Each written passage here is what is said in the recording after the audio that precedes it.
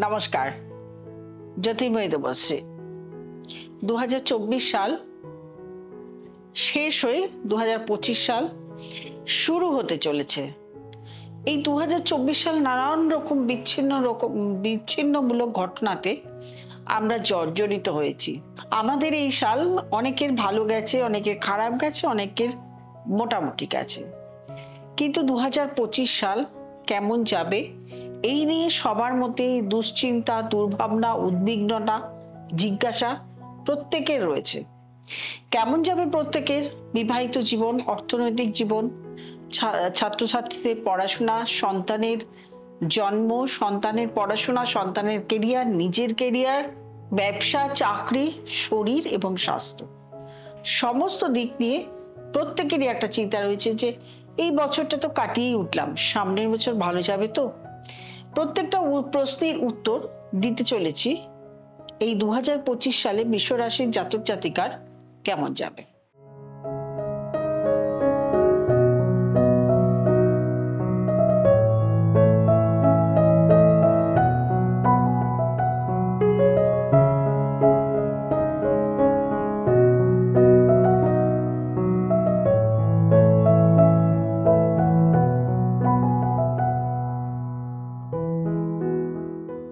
কালপুরুষের দ্বিতীয় ঘর হলো বৃষ রাশি এবং এটা হলো শুক্রের দ্বারা প্রভাবিত।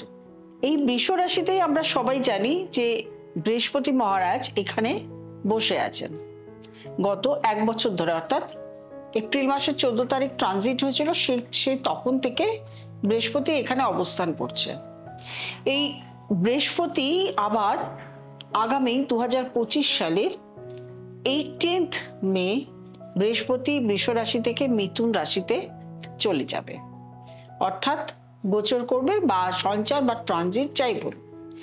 মিথুন রাশিতে কিন্তু এখানে বেশি দিন থাকবে না, 18 অক্টোবর অব্দি মিথুন রাশিতে থাকবে, তারপর কর্কট রাশিতে চলে যাবে।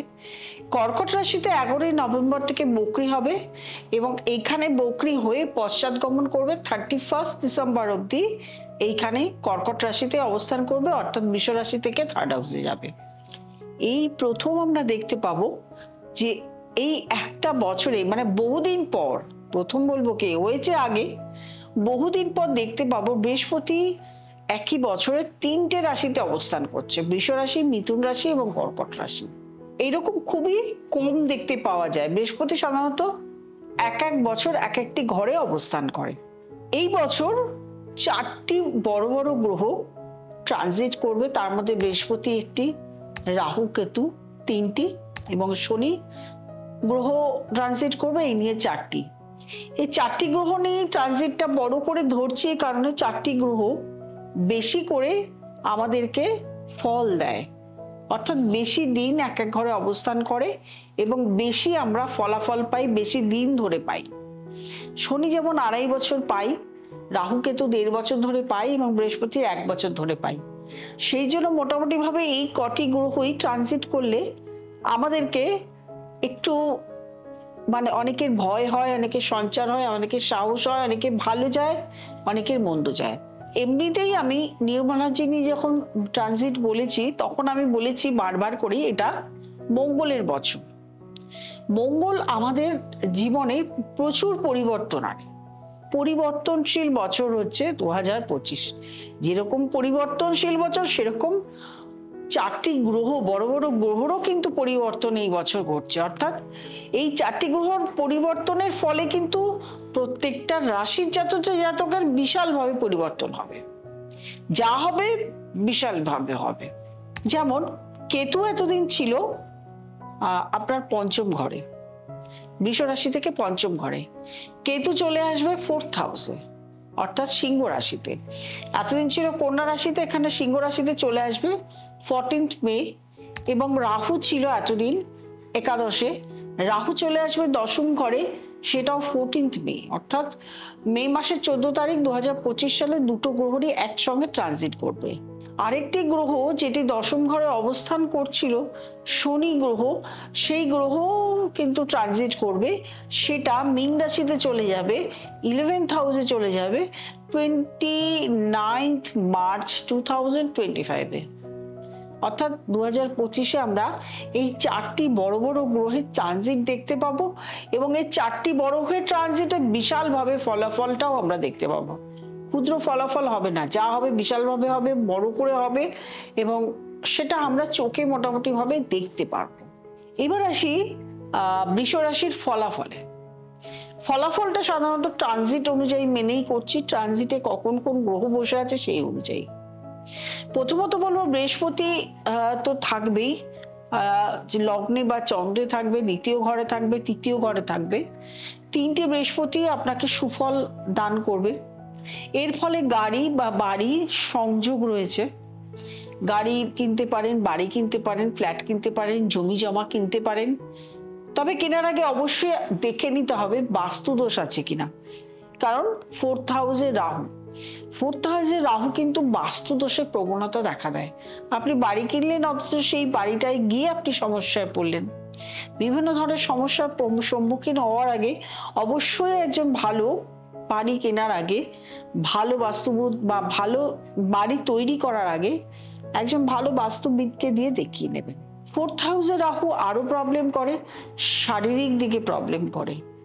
অনেকের ক্ষেত্রে দেখা গেছে 4th হাউসে রাহু হার্টের সমস্যা আনে, চেস্টের সমস্যা আনে, মায়ের শরীর খারাপ আনে, লাং নিয়ে সমস্যা আনে, বিভিন্ন ধরনের সমস্যার সম্মুখীন কিন্তু 4th হাউসে রাহু বাস্তুতে সমস্যা আনে।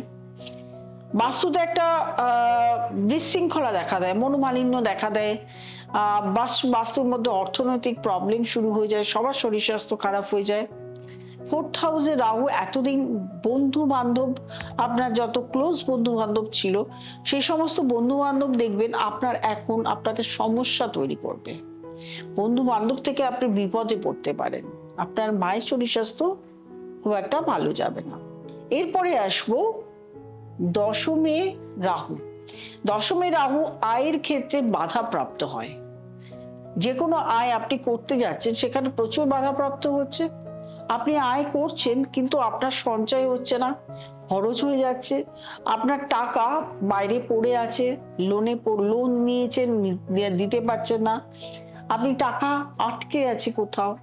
এই সমস্যার সম্মুখীন কিন্তু আপনি দশমে রাহুতে এই সমস্যার সম্মুখীন আপনি হবেন। সুতরাং কাউকে লোন দেওয়ার সময় বা কারো কাছ থেকে লোন নেওয়ার সময়, কোনো কোম্পানি থেকে হোক, যেখান থেকে হোক লোন নেওয়ার সময় আপনাকে অতি সাবধানতা অবলম্বন করতে হবে। তারপরে আসবো একাদশে শনি। একাদশে শনি প্রচুর কর্মের সুযোগ এনে দেয়, প্রচুর জায়গায় কর্মের সুযোগ আসবে আপনার। সেই অপরচুনিটিটাকে আপনাকে নিজের আয়ত্তে আনতে হবে, ধরতে হবে, করতে হবে। যদি আপনি অপরচুনিটি নেন তাহলে কিন্তু পরবর্তী সময় আপনি খুব ভালো অর্থনৈতিক সমৃদ্ধির দিকে পৌঁছাবেন। অর্থ তো আপনার রোজগার হবেই, কিন্তু অর্থটা তো রাখতে হবে, সঞ্চয় করতে জানতে হবে। আরেকটা জিনিস যেটা রয়েছে, আপনার লগ্নে রাহু থাকবে, 2nd হাউসে রাহু থাকবে, এখানে আপনাকে অর্থ সঞ্চয় হবেই। মানে হবে বলে এই নয় যে আমার সঞ্চয় হবে আমি এখন খরচা করে নিয়ে অর্থের দিকে রাখতে হবে। শরীরের দিকে খেয়াল রাখতে হবে। মাধ্যমিক এবং উচ্চ মাধ্যমিক পরীক্ষা যারা দিচ্ছেন তাদের ক্ষেত্রে কিন্তু প্রচন্ড সাবধানতা অবলম্বন করতে হবে, প্রচুর পরিশ্রম করতে হবে, নালে কিন্তু রেজাল্ট ভালো হবে না। যারা উচ্চশিক্ষা করেছেন তাদের ক্ষেত্রে চাকরি হবে, খুব ভালো জায়গায় চাকরি হবে। যারা চাকরি পাননি এতদিন তারা নতুন চাকরি জোগাড় করতে পারবেন। যারা ধরুন নতুন কোনো ব্যবসা খুলতে চাইছেন তাদের ক্ষেত্রে নতুন ব্যবসা করতে পারবেন, নতুন আইডিয়া আসবে ব্যবসার। এই সময় কিন্তু এই মঙ্গলের যে বছর, নতুন নতুন আইডিয়া আপনাদের মাথায় আসবে, নতুন নতুন কিভাবে ক্রিয়েটিভিটি করা যায়, নতুন ব্যবসা কিভাবে করা যায়, নতুন কিভাবে পয়সা রোজগারের রাস্তা আসে, এই সমস্ত দিক কিন্তু আপনারা এই বছরটায় পাবেন। যারা হায়ার স্টাডিজ করছেন তারা অনেকে বিদেশে যেতে পারবেন, আর যারা বিদেশে রয়েছেন তারা সেটেলড হতে পারবেন। যাদের ক্ষেত্রে সন্তান হচ্ছিল না তাদের সন্তান এই বছর পজিটিভ আছে, সন্তান আসতে পারে। আর যারা সন্তানের পড়াশোনা কেরিয়ার নিয়ে সমস্যায় ভুগছিলেন তাদেরও কিন্তু সন্তান আসার, মানে সন্তানের কেরিয়ার, সন্তানের শরীর স্বাস্থ্য ভালো যাবে। আরেকটা যেটা রয়েছে সেটা হচ্ছে আপনি চাইছেন রহস্যবিদ্যা, গুপ্তবিদ্যা, জ্যোতিষবিদ্যা এগুলো একটু শিখতে, এগুলো একটু এই নিয়ে প্র্যাকটিস করতে, বা এই প্রফেশনে রয়েছেন, বা আপনি চাইছেন একটু ব্লগার হবেন, অর্থাৎ ব্লগ করবেন, মানে মিডিয়াতে আসবেন, যেমন ফেসবুক, ইউটিউব এগুলোতে আসতে চাইছেন, তাহলে কিন্তু আপনার ক্ষেত্রেও কিন্তু এইগুলো নিয়ে চললে আপনার কিন্তু সেদিক থেকে প্রতিবন্ধকতা আসবে না, আপনি একটা জায়গায় যেতে পারবেন। রাজনৈতিক ব্যক্তিত্ব যারা আছেন তারা একটু মাথা ঠান্ডা রেখে মতাদর্শ অনুযায়ী চলবেন, ভালো হবে তাদের। যারা নতুন ব্যবসা খুলেছেন তাদেরও কিন্তু এই সময়টা ভালো। মোটের উপর কিন্তু বৃষ রাশির জাতক জাতিকার এখন টাইম মোটামুটি ভাবে খুব ভালো টাইম চলছে। আমি তো ট্রানজিট দেখছি, ট্রানজিট দেখে বিচার বিশ্লেষণ করছি, কিন্তু অনেক ক্ষেত্রে দেখা গেছে আমার বিচার বিশ্লেষণ আপনার ক্ষেত্রে মিলছে না। অবশ্যই বুঝতে আপনি আপনার দশা অন্তর্দশা খারাপ। যদি রাহুকেতুর দশা, অষ্টমপতির দশা, আপনার দ্বাদশ দশা, ষষ্ঠপতির দশা চলে, অনেক ক্ষেত্রে কিন্তু সেটা ভালো ফল দেয় না। কারণ কি নক্ষত্র আছে, সেই নক্ষত্রের দশা চলছে কিনা এগুলো খুব ভাইটাল দেখার। আর এই বছরটাই তো ভাইটাল, শুধু যে ওইগুলো দেখবেন তারাই বছরটাই ভাইটাল। এই যে 2025 সাল এত ভাইটাল বছর, নিজেকে উন্নতি করার, নিজেকে অর্থনৈতিক জাগ্রত করার একটা বিশাল পয়েন্টে পৌঁছবার সময়। সুতরাং কেউ কোনো সময় কোনো দিক থেকে, না শারীরিক দিক না মানসিক দিক থেকে গাফিলতি করবেন।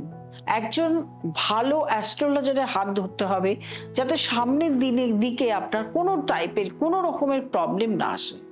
যদি আমাকে দেখাতে চাইছেন তাহলে অবশ্যই নিচে নাম্বারে যোগাযোগ করে নেবেন, আর যারা চেম্বারে আসতে চাইছেন বুকিং করে নেবেন, আর অনলাইন কনসালটেশনও চালু আছে। আমার যে সমস্ত জায়গায় চেম্বার আছে আপনারা জানেন, দমদম, শ্যামবাজার, কসবা, আলতু, হাওড়া ময়দান। এরপরও ব্যারাকপুর চেম্বার শুরু হচ্ছে জানুয়ারি মাস থেকে, একটু খোঁজ নেবেন কবে কোথায় কটার সময় থেকে বসছি। আর বলবো এই 2025 সালটাকে আপনারা কাজে লাগান, কাজে লাগিয়ে নিজের আখেরে গোছানোর চেষ্টা করুন, নিজেকে একটা জায়গায় নিয়ে পৌঁছানোর চেষ্টা করুন। এটাই শুধু বলবার যে বছরটাকে নিয়ে প্রত্যেকটা বছর যদি আপনি ভালো থাকতে পারেন, প্রত্যেকটা বছর যদি আপনি সারাটা বছর যদি আপনি সুস্থ থাকতে পারেন, আপনার থেকে ভালো কেউ থাকবে না। যারা নতুন প্রোগ্রাম দেখছেন তারা অবশ্যই সাবস্ক্রাইব করবেন, লাইক করবেন, কমেন্ট করবেন, শেয়ার করবেন এবং নোটিফিকেশন অল বেলটি প্রেস করতে ভুলবেন না। 2025 সাল বৃষ রাশির জাতক জাতিকার প্রত্যেকের ভালো কাটুক, আনন্দে কাটুক, সুখ সমৃদ্ধি ফিরে আসুক এবং প্রত্যেকে এনজয় করুন। নমস্কার।